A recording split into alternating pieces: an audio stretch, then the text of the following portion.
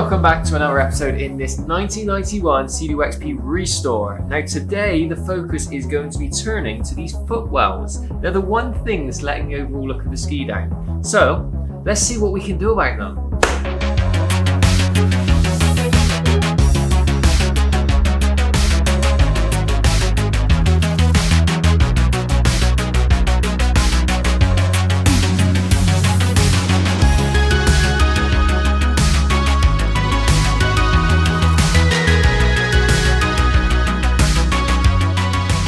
So amazingly, these foot pads are still original, although they're looking a little bit tired and I want to bring them back to life. I don't want to change them, I want to keep them original. So I've jumped online, I've been doing some research trying to identify the best products to use. I don't want any discoloration or any damage to occur on these foot pads because there is pretty much no way of replacing them back to OEM. And what I found really was a classic mixture of opinions really. Some people were recommending certain things and other people were saying don't use that. But I kept coming across the common theme of mildew. I thought it was mould when I originally looked at these, but for marine-based materials, things on boats and jet skis, mildew is what typically occurs, especially when it's almost like nylon-based materials. What sealed the deal for me was I came across this video where a guy was cleaning what looked like nylon, and I believe this is a nylon-y material. Anyway, within the video, he was using a product called magic erasers. Now, magic erasers act almost like a very fine sandpaper. So the basic premise of how this product works is when the sponge is activated by water, it activates the cutting agent within the sponge, and you're ready to start cleaning your surface. Now, I must stress before you guys say in the comments that magic erasers can actually be counterintuitive. I know that they can be subtly abrasive because it is like a fine sandpaper, but the thing is, because these are so old and there is such deep staining, I almost need to take a layer of it away to actually remove that dirt. In addition, I know that magic erasers can potentially take away the UV protection, but in all honesty, at 29 years old, again, the UV protection is likely going to have been stripped back and there's a little bit of fading that will have occurred. Finally, the biggest thing that I was cautious of was bleach-based products. I didn't want to use anything that could potentially bleach or stain or take away the color of these purple foot pads. They're a staple look to the ski, so I just did not want to risk bleaching or taking the color away. So let's get into cleaning these footwells.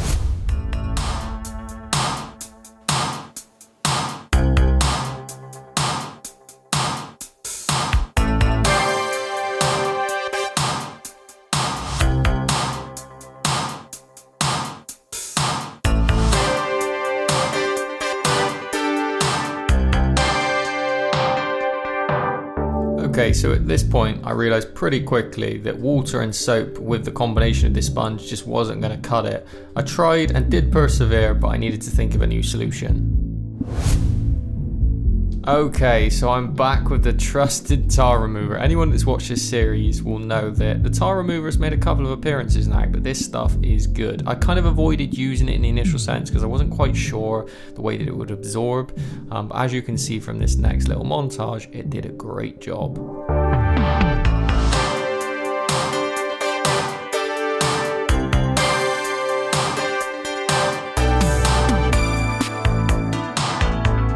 So as you can see from this test patch, the tar remover essentially removed the dirt straight away. As I touched on before, mildew is a little bit different to mould in the sense that mildew actually sits almost on like the top surface. So with this approach, you can sort of subtly rub away the top level of mildew. This does obviously mean you are ultimately going to be taking away some of the material itself. You are essentially sanding the top level of the surface away. Luckily, this material, which was my concern, is coloured all the way through. So this is not a huge problem. I just need to remember to seal it, but I now had a formula.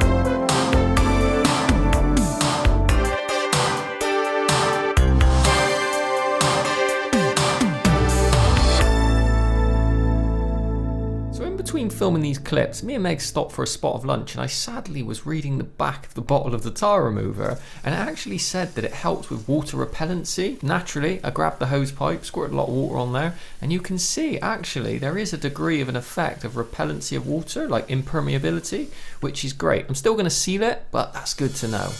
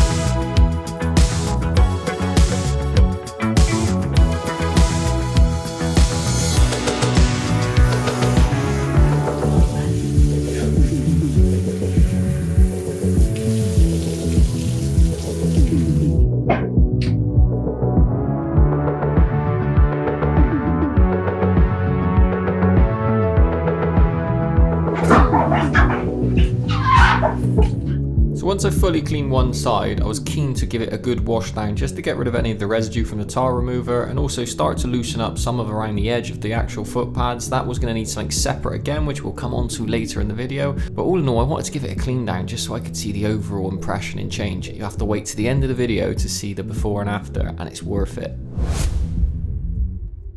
So one side down, one to go. I cannot wait to show you the results.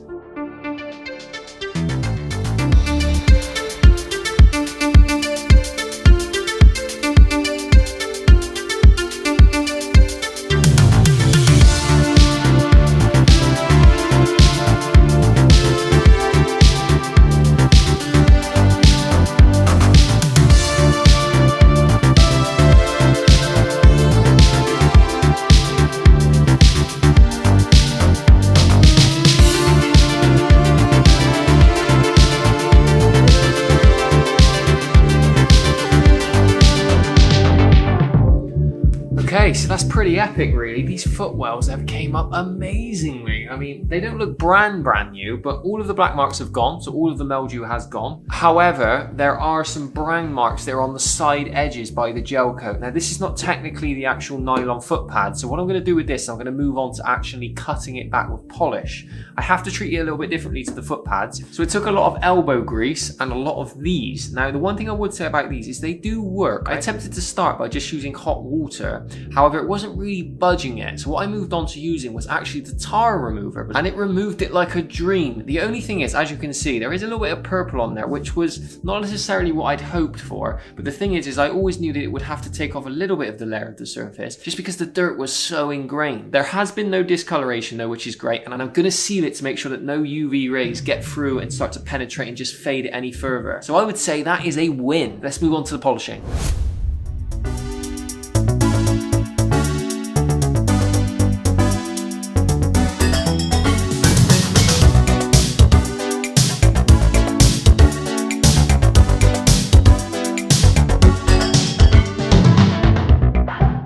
So it was all going so well, but there's a little hiccup. So I put the masking tape in, that all went really well. And I've got the polish and I'm trying to get rid of the brown stain and it's not budging at all. So I'm gonna have to try and use something else. I may go back to using the tar remover. Hopefully that might get rid of it. So the cut-in polish is not working at the moment, so we're gonna need to try something else.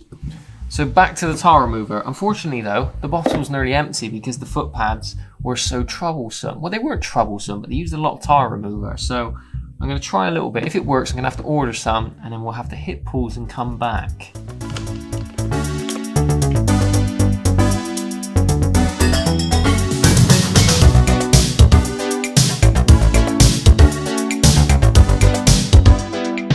No joy either with the tar remover, so it's going to be a bit more of a tricky one. I knew there'd be something in this restore with the cleaning of these footwells or the stickers or something that would be tricky, and this is the first one, so it's game on. So I'm going to persevere, but with one new introduction, and for it I'm going to need a pair of these. Now you may ask, why am I putting on a pair of glasses? Well, I can assure you, you'll only make the mistake once, getting polish in your eye. Now it seems like a very, oh, I wouldn't do that, that's an obvious thing, but when you get really into polishing, especially what I'm going to be using now, it's dead easy to flick a bit of polish up into your eye and then it ruins the whole experience and you're forever trying to eye wash and get it out of your eye. So safety first, guys. So I'm actually going to be using a Dremel. Now I'm going to use it at a low speed. I'm going to use it with a soft buffing brush on the end, which won't be too abrasive, won't cause any damaging. That with the addition of the cutting polish, hopefully is enough to sort of lift those stains out. Now a key thing to remember here, it's easy to get carried away. Pop a cloth over the edge, you're not hitting anything or creating any marks on the edge of the ski. Goggles back on, and fingers crossed this works.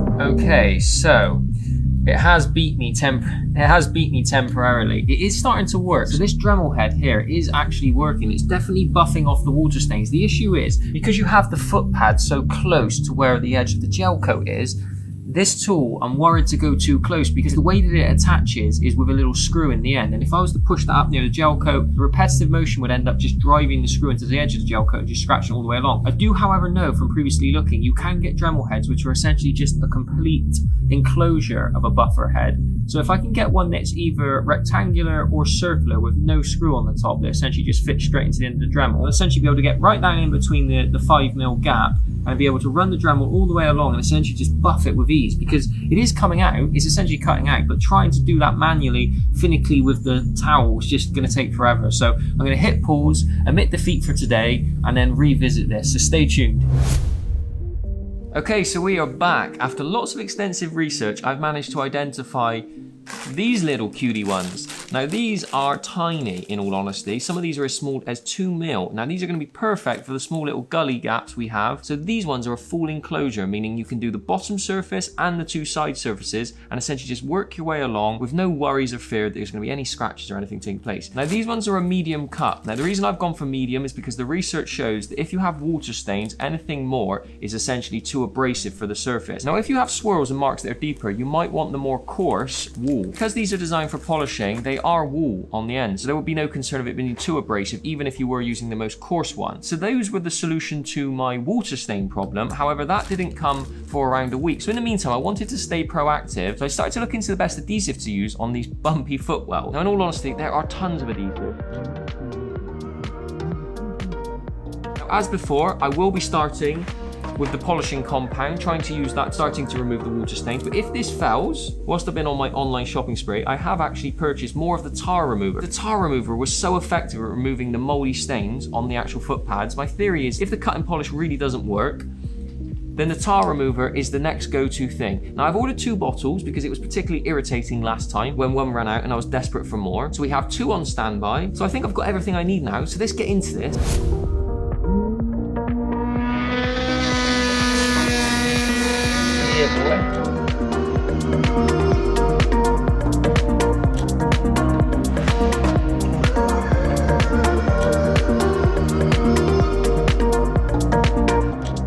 So it was going well, and you can see noticeable improvement, but pretty quickly I realised I was actually damaging the nylon, so another oversight for me. We're going to end up on like take 20.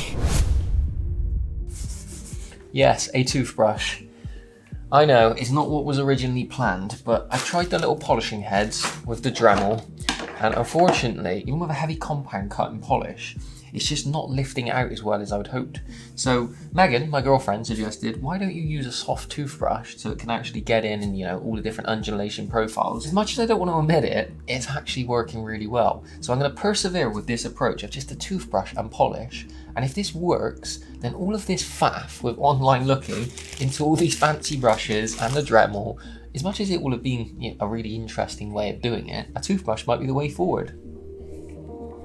Oh, and one more thing, I have actually roped in my girlfriend. It was her idea after all, and it is a purple brush.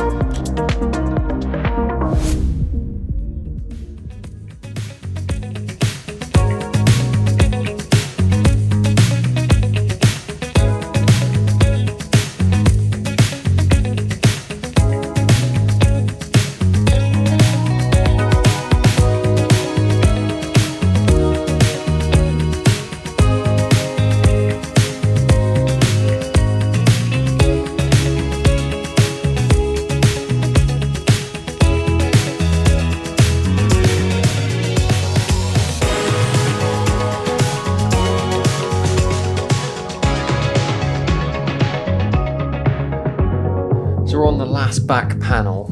I've snapped the toothbrush.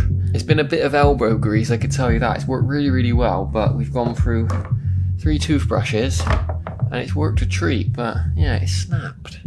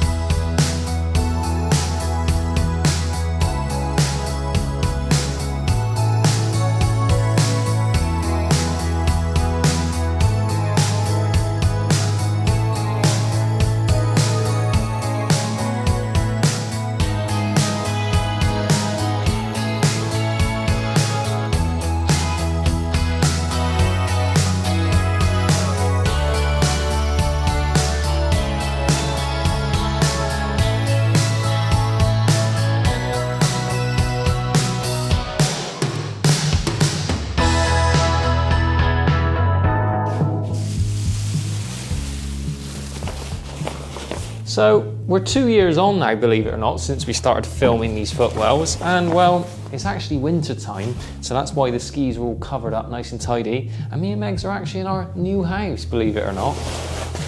Now for any eagle-eyed viewers, you'll know that this is actually an XP 4th gen cover, but it fits this one nice and snug, and I've not revealed the actual cover for this ski yet. You got to keep watching for that. Ah, the smell. So for anyone who follows the channel, you'll know that, well, I filmed a ton of content pre-COVID, back when I had lots of free time on my hands, but what that actually means is I'm now editing through it. Now I finally took the plunge and put it on YouTube, but it means that there are certain clips that I'm missing. So now you see it in the Dream Garage, which if you haven't watched it, go watch it here. And essentially, this ski's nearly done now, to be fair, guys, and you'll obviously hopefully be watching along with the series and you'll see it all in due course. But in essence, the footwells at this stage, you can't quite see from there, are done, and there's no more mould. They're all stuck down. Next episode will focus on sticking these down, and that was a marathon where we had to work it out on the job, kind of making it up, winging it as we were going, but they look great now. So I hope you enjoyed this episode, guys. Hopefully you've gathered by now, but I'm not an expert and I'm actually working this out authentically, so you guys actually get a real world sense of how the average person would do these jobs and get to the bottom of it. I'm not a registered Seadoo mechanic. I don't have years and years of expertise. I'm somewhat of a novice, but I take my time, do the research, you know, take a methodical approach, and you can get results with that strategy. It just might take 5 takes. So that's it for this episode, guys. If you haven't already, do the obvious bit, hit the subscribe button. It helps me out, it helps me keep making this content. I've got probably at least 5-6 more videos on this ski, dedicated content on this beautiful XP 1991. So hit the subscribe button, do the usual thing, hit the like, share it around everywhere, share it to all of your friends, and let's keep the classics alive. Thank you for watching, guys. Okay, so we may have another chance. Jesus, this weight's heavy.